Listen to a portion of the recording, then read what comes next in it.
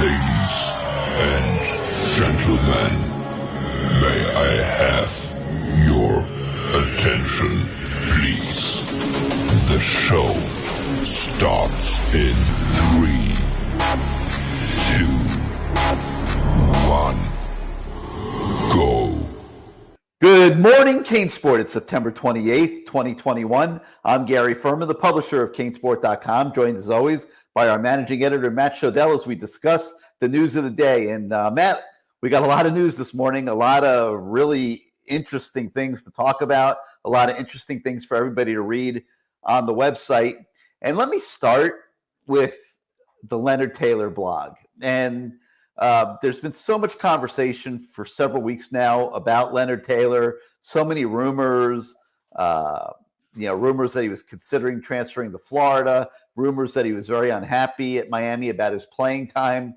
And what we found when we sat down with Leonard to work on the blog with him and prepare it was that it's all a bunch of crap. Like there's no truth to anything that has been being said about Leonard Taylor. And that's what makes these blogs that we're doing and stuff with these players, to me, so great, is that we can get the real story from these guys. And it just happened to be timely that we have an NIL deal with Leonard Taylor, and there's so much talk about him out there in social media and stuff, and that we were able to set the record straight. So I'm not going to give it all away. I want people to be able to go read the blog for themselves and see what he has to say.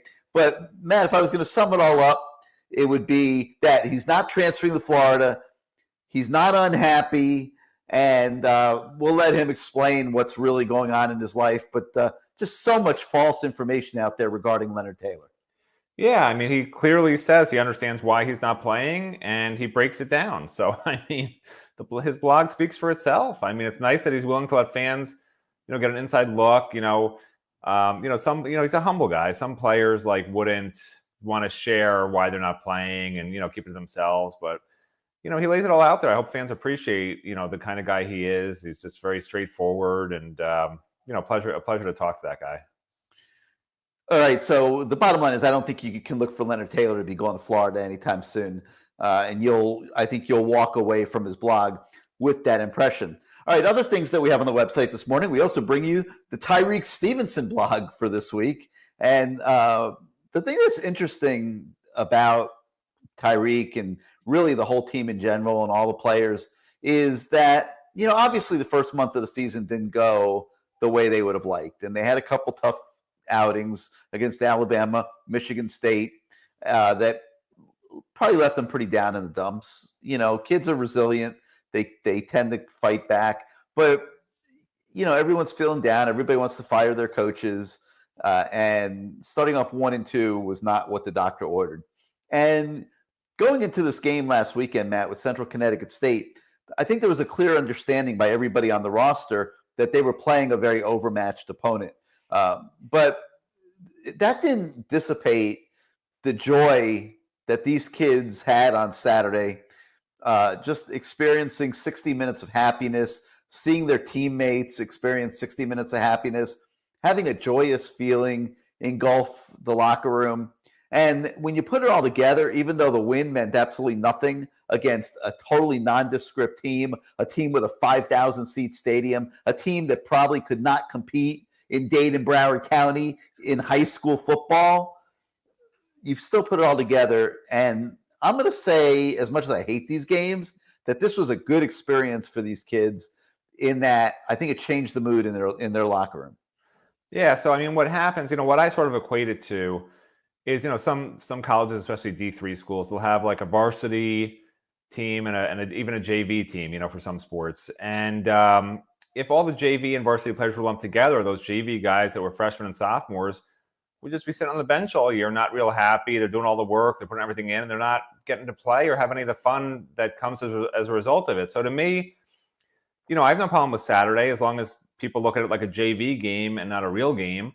The JV players, so to speak, the freshmen and sophomores that aren't really playing a big role in the quote unquote meaningful games, got a chance to finally play, and they got to do really well.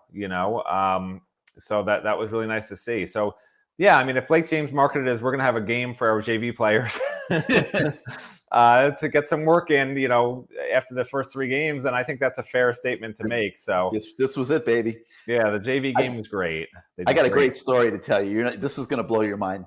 Did you know that it would have been back in 1980, I think, maybe 81, probably 81 or 82. Now that I'm thinking about it, I think 82. All right, so 1982. If I told you that Miami had a JV team, that would probably flip you out, right? And I went to I went to cover a University of Miami JV football game. It would have been 1982 when Bernie Kosar and Vinny Testaverde were true freshmen. And I guess Bernie was in the process of winning the starting job for the 83 season. They won the national title. I believe that's correct. I hope I'm not mixing up my years. I might be off a year here. It's been a while, but but anyway, the bottom line is this: Bernie had won the job, and Vinny had not. And Howard was looking to get Vinny some practice time again in like a game situation, and they scheduled a JV game. I can't remember who the opponent was.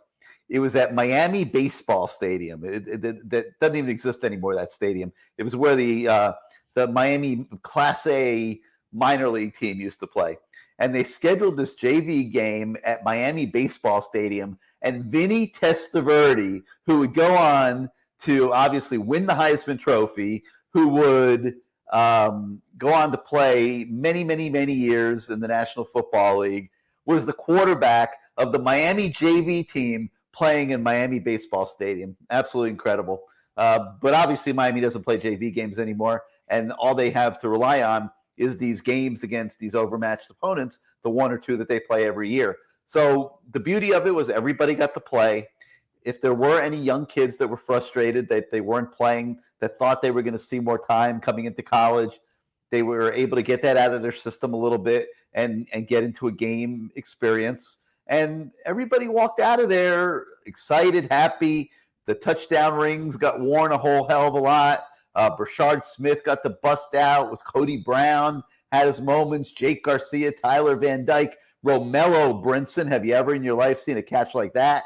So you put it all together, and it turned out to be a really nice experience for these kids. And hopefully there'll be a carryover, Matt, even though the game we know meant absolutely nothing. Forget the grades, throw the grades out the window. Everybody's yelling and screaming, play the young kids, play the young kids. Manny Diaz talked about that yesterday a little bit. I asked him about it because I knew that's what was on everybody's mind. And Manny said, look, when we get into this game starting Thursday night, the speed of the game is going to go up exponentially. The decisions that are going to have to be made are going to have to be made quicker. It's not built for a true freshman like people think it is. And if you try to go let these young freshman kids carry this team, it's going to be a colossal disaster. They're going to lose games. And then you think you're already calling for the coaching staff to get fired. You're going to be doing that again, even with even more exuberance. So there's a method to the madness. I think you're going to see James Williams, for example, play a little bit more. He's probably a little bit further ahead of a guy like Leonard Taylor. But the beauty, Matt, at the end of the day is at least everybody is going into ACC play feeling good. Yeah, and to your point about the younger players and people clamoring for them to get more playing time, I mean, for those of you that watch, Good Morning CaneSport, every morning, and if you do, you probably should be getting to work a little bit earlier because your boss probably isn't real happy that you're sitting around listening to this or watching this for those 20 or 30 minutes every morning instead of getting your job done. But for those of you that are watching every day, you'll recollect before this game, I said, here's what's going to happen. I said, they're playing a horrible team. All these young players are going to play a lot, and they're going to put up a spectacular numbers. And every fan out there is going to say, why aren't we playing these young players? Why are we playing these older players who aren't winning games? And it's exactly what has happened. And it does cause a problem for Manny Diaz because,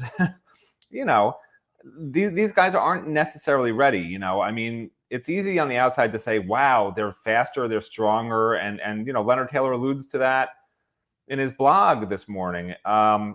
but it doesn't mean that they're nowhere to be, that they're not going to have a huge bust that costs Miami a game. Gervin Hall isn't anywhere near as athletic, or really anything you're going to test Gervin Hall against James Williams on. He's gonna fail compared to James Williams. I mean, James Williams has the height, he has the range, he has the speed, he has every intangible that you ever want.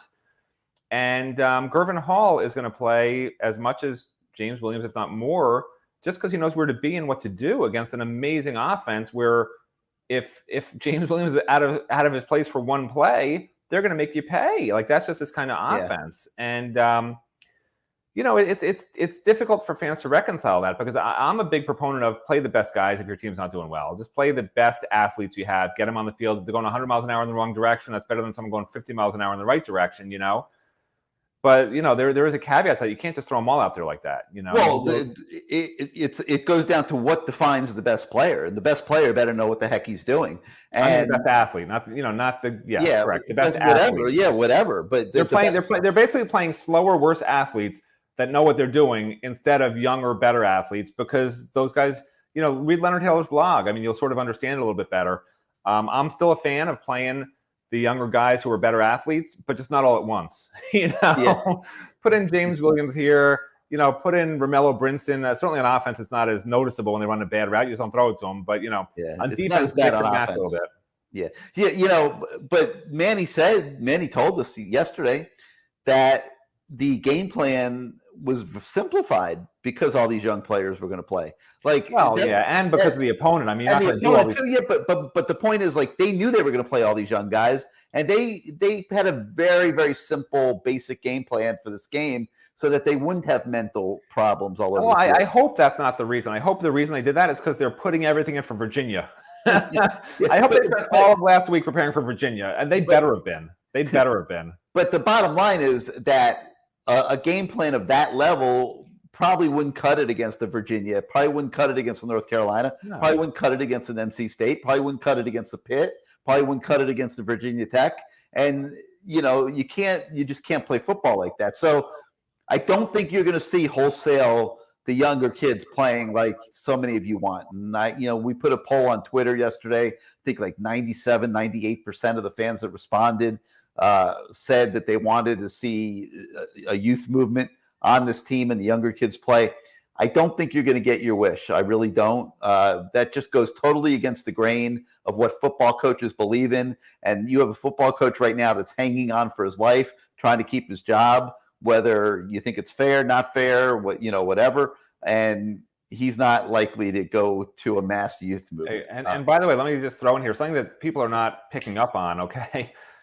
Jalen Rivers out for the year, and everything got overshadowed today by all this other stuff going on, with Manny Diaz addressing the whole ESPN thing and, all these other issues going on. But what was sort of swept under the rug was just a very brief comment by Rhett Lashley that not only is Corey Gaynor banged up, but so is Justice Oluwaseun, and you already don't have Jalen Rivers. Now, if both those guys can't go, I mean, you're staring. I mean, look, the Virginia defense is awful. But, if you don't have those guys, it was already a pretty average, below average, honestly, offensive line compared to what I thought it would be for sure. That could cause some problems, and Miami has to score a lot of points in this game. And if that offensive line can't function against the defense that's given up an average of, I think it's 5.2 yards a carry, can't stop the passing game, like, that's the only thing that's going to slow Miami down is that offensive line. And if they're missing those guys, that's a big thing to watch out for. We'll see if they practice over these next couple of days. But short week and those guys being banged up is not a good recipe for success right there. You mentioned Manny Diaz talking yesterday. Obviously, that's all still on the website. Absolutely fascinating, the first part of his press conference yesterday when he felt compelled to take a few minutes and address Kirk Herbstreit's comments on ESPN Game Day on Saturday. And I thought that was interesting that they felt like they needed to defend themselves against that. They had to. I mean, that sort of stuff kills recruiting, man. And, I just wish, Manny. But I'm not sure the recruits see it. Well, I'm not sure the recruits see it. Never aware of it. I mean, somebody might send it to them as a problem, but I don't think they see it live. I don't think all these high school kids are sitting around watching ESPN Game Day on Saturday morning, and I certainly don't think they're watching Manny Diaz's press conference. But he did address it and basically refuted every single thing that Kirk Herbstreit said and tried to give details and stuff. So if you haven't seen that and read about it, I encourage you to take a look at that on the website this morning. Very, very, very interesting. The first section of Manny's press conference yesterday. Then, of course, we have coverage of the rest of the press conference. We also have coverage of Rhett Lashley's media session yesterday. Kind of pretty workmanlike. Nothing too crazy jumped out of there, but he still discussed several things it's worth looking at. And so is the story that we have on the website with comments from Bob Shoop, who's a guy that you really never get to hear from, Matt. And didn't really have much to say either. Like nothing crazy. But the only crazy thing he said was when he asked for the Ted Lasso reference at the end, where he's like, "No questions from the Independent," from. But yeah, other than that, I mean, I don't know. I don't know why they wheeled him out to us like at that time. He was hired in February. We haven't ever talked to him. It didn't seem like there was any real reason why they gave him to us. It was kind of goofy. Very, very, very goofy. Bit of a strange interview. I mean, I don't know. He looked like he was just enjoying it. He may have asked to have it. He looked like he was just having fun. Just sitting there in his easy chair in the meeting room by himself. I don't know. Well, he's been a coordinator his whole life and has always been on the stage. Now he's in the back office. Nobody really knows who the hell he is, and the time and that he exists. Right there. So gave him a chance to get his face out in the public domain. He got out of the office for 10 minutes. He was very happy. All right, some other stuff that we have on the website this morning. Canes in the NFL Week 3. We recap what all the pro Canes did on Sunday. You'll enjoy checking that out, I think, as usual. We also have our Tracking the Commits feature, where we take a look at what all the commits did this weekend and let you keep up with what they're doing in high school ball. And then we also have a recruiting story this morning on Miami Palmetto wide receiver athlete Michael Jackson. What a name. Can you imagine growing up with that name, Michael Jackson? But interesting in that he is in regular dialogue with Miami coaches, and we don't know yet if he's going to get an offer and be part of the class. I think if he gets an offer, he will be part of the class. But you can catch up on his recruitment in that story this morning. Later today, we'll have some more media sessions and stuff with players. So much still to come today. You got CaneSport Live tonight at 8:00. That promises to be a very exciting show with a lot of opinions. The board was so lit up last week, it couldn't possibly get to everybody. So get in early this week if you want to come on the show. Looking forward to talking to everybody on CaneSport Live tonight. Tomorrow night, we've got the Lamar Thomas show at 8:00. Lamar's working hard on that guest list, putting it together. Last week's show, if you missed it, it's still on our YouTube channel. You can go watch it. It was just an absolutely spectacular show and, well worth looking at. So all kinds of content for you of all different sorts. Hope you're enjoying it. Big game Thursday night at Hard Rock Stadium. We'll continue to build towards it tomorrow morning with another Good Morning CaneSport.